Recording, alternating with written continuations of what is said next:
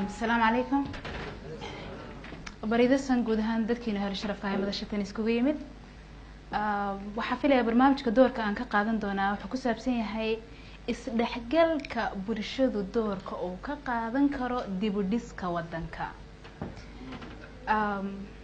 aniga magacayga waa Naciima waan qorane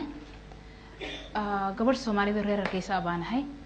in badan oo intan fadhida ama dunida dacaladeeda iga daawanaysa oo itaqaan hadaan maanta Soomaali galbeed baan ka soo jeedaa way yaabi doontaan laakiin ha yaabin tusaale noola adiga ku qanciya ayaan ku siin doonaa kadib waxaad isweydiin doontaa adigu maxaad meel kaliya u joogtaa Soomaaliyeed oo lahaan weyday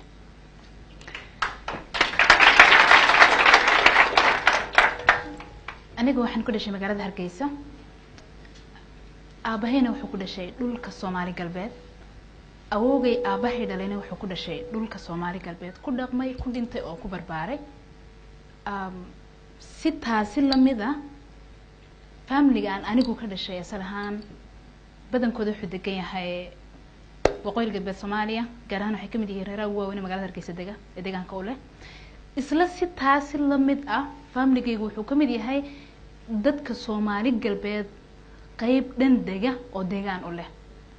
qofka soo annaka naga mid ah marka uu yar yahay inta uu dugsiga hoose dhexe ku jiro waxa loo diraa dhulka Soomaali galbeed waxa la yiraahdaa bugaag iyo qalimaan baa loo dhiibaa dhulka maadaama idinku leedihiin dadkiisa deegaanka dhaqanka iyo xoolaha wayna soo barataan aniga kamid ah dhalintii barbaartiyada loo diri jiray barta la geyn jiray waxaan xasuustaa abahay oo Khaliij al-Arab ku noolaa xiliyadaas sanad dugsiyeed kasta marka fasaxa la gaaro waxana loo dhiibi jiray bugaag iyo qalimaan waxana la geyn jiray dawlad iyo cid dhulka loo yaqaan Soomaali galbeed degto kadib waxa la oran jiray hadad wax fiican soo barateen dhulkiina kamid ah wax fiican baan idin sameeynaa maalinkii oo dhan waxaan ku jeedi jirnay oo ku mashquulsanaan jirnay dadka deegaanka iyo inaanu barano sida dhulkani u yaalo qaab ahaan iyo qiimihiisa habeenkii gobolku markuu dhaco oo guriga nimaadno awoogan wuu noo weydiin jiray wixii aan anagu maanta soo baranay sheekooyin badan ayuu noo sheegi jiray kadib waxaan xasuustaa oo markii aan garaad yeeshay maskaxdayda ka go'i waayay wax badan inaan isweydiiyo sabab u noqday oo mar walba oran jiray awow dhulkan waa dhulkeeni annaga geerideeda ka gadaal waa halkan u dhaxal idin kaga tagi doono sidaas daraadeed hadda Itoobiya idinku haysata mana jirto awood Soomaaliyeed oo adagoo lagu soo dhicin kara way se imanaysaa ama noolaada ama dhimashadiina ka gadaal ha ahaato waxaan se idinku dardaaraya naftu haday qaarka dambe idinka soo baxdo oo intan ka nooshiin ha u ogolaanina cid idinku haysata inaad u hibaysaan waayo waa dhulkiini wana hantideena muddo dheer ka gadaal markii aan qof isku filan wax badan fahmi kara noqday waxaan isweydiiyay maadaama oo family anaga naga mid ahay ay channel degan yihiin afgooye degan yihiin baydhaba degan yihiin dhismayaasheeni ka dhisan yahay bal qofka Muqdisho jooga ee reer Muqdisho ah hadii duruufo aynay saamaxayn inuu halka maanta dhisan karo maxaa u diidayo inuu ceeri gaaba dhisto oo uu dhulka binaysto oo uu sidoo rabo ugu noolaan karo ilaan waxaan u baahan inaan isku tiirsanaano marar badan dhalinyarada marka aan la hadlayo waxaan weydiiyaa warar horta wali ma isweydiisan golaha shacabka ummadda Soomaaliyeed shanta Soomaaliyeed way ku dhan yihiin maxaynu ugu dhannahay kadib waxay ku weydiinayaan ay ku oranayaan qofka Soomaaliga ah ee westernka joogaba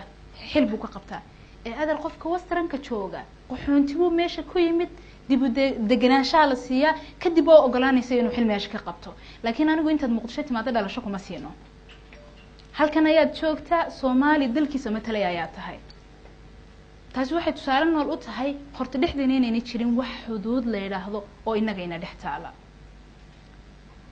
waxa kale oo tusaale u soo qaadan doona sheeka aniga igu dhacday mara Afrikada mariyo shaqo u maraayay anigu dal joog ayaan ahay baasaboorkigan sitaan oo Soomaali xiliyadeeda shaqada isaga ayaan ku bartaa waxaan xasuustaa airport kamid ah airport Afrika ku yaala markaan marinay qaybta passportska lagu jeegarinay soo istaagay gabadhan shaqo u wada soconay South Africa ka timid ayaa gadaashay taagan oo ka soo horeeyay ninkuu fiiriyay passportkayga dhinacu istaajiyay gabadhii dadkii loo iska dhameysteen su'aalo badan ka gadaal u weydiiyay wan iska maray meeshii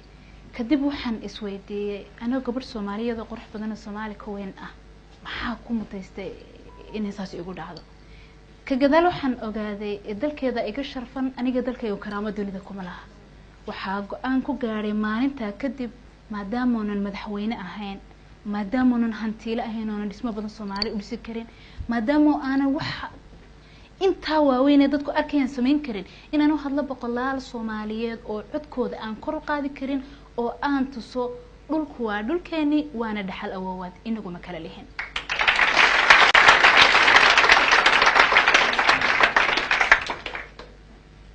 barbaarta Soomaaliyeed iyo bilcaanta Soomaaliyeed ma dhalinyarada baan ilaahay soo dhayn inaan waxaan la hadlayaa cidii dhalinyarada dalka mustaqbalkeeda ay u taalo adiga 60 gaari lama hadlaayo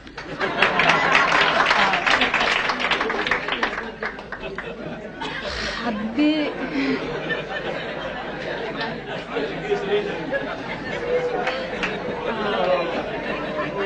waqtiga aan ka faa'iideysan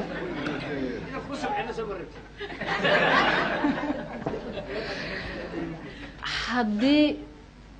adigu aad ku dhalatay Soomaaliya oo burbursan adigu dambi kuma lihid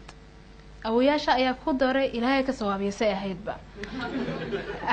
laakiin dambi waxaad ku leedahay ilmaha aad adigu dhasho laftiisa inaad ogolaatay inuu isaguna halkan ku soo barbaaro wax walbaad awoodaa wax yar oo la sameeyo oo la qaban karo wax weyn bay noqonayaan markay isku tagaan ma anigu waxaan ilmahayga uga sheekayn doonaa wixii aniga ba leeyahay sheekayoona qiimahooda ba aqoonin waa maya jawaabtu waxaynu u baahanahay ka dhalinyarada Soomaaliyeed ahaan inaynu niraahno qof kastoo inaga mid ahay muxuu qaban karaa muxuu sameyn karaa oo siyaasad ka madax bannaan anigu siyaasiyad ma hi shacabka dalka lahaa baan ahay waajib ayaa iga saaran qaybtida inaan ka qabto adna waajib ka saaran idinkan waajib ay idinka saaran waa taa sababta aynu u nahay dad yar yar oo dareemi kara xanuunka dhulkooda ka jira iyo sidii ay u hagaagsan lahaayeen guntiga gabagabadii waxaa ku soo koobaya tix idinka idin canaanan doonta idinkumaan cusleen waaba jiifta yar waxaan rajaynayaa inta fahamtaan su'aalahaas jawaabahooda inaad idinku baadhaan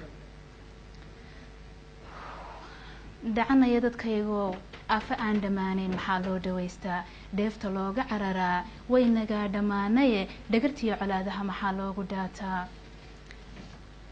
ubaxii dhalkaygoon weli dhaaya kala furin maxaa loogu dheelaa isku dhalad haddaan nahay isku dhaqan haddaan nahay isku dhiig haddaan nahay dhulku yahay dhulkeenii iyo dhaxal awoowaad inta dhaawac tiro badan dhalinyariya waayeel hooyo dhalaanba leh bal maxaan u dhowrnaa damirkeemiyoo dhumay dhulkeena oo barwaaqo ah wabiyadu isdhaafaan baduhuna ku dhigan yihiin barriguna dhammaantii dhaayaha u roon yahay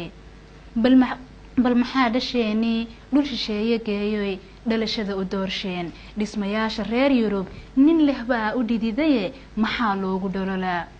dadku may dhaqaaqaan dhulkan may ku dhaataan gobanimada dhowraan hantidiisa dhowrtaan dhammaantood israacaan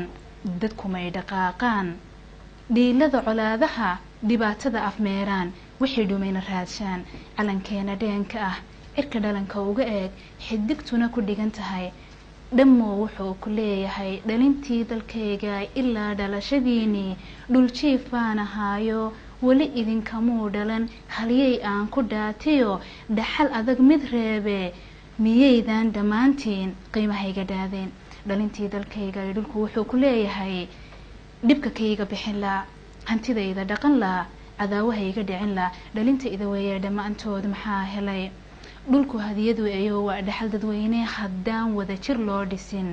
dhismayaashii naga dumay dhammaantood la nooleen dhigeen inaan u faanaa waa waxaan dhacaynine hadal iyo dhammaantii dhambaalkaygu wuxuu yahay aynu dunida dhaafne qaran adag ma dhidibna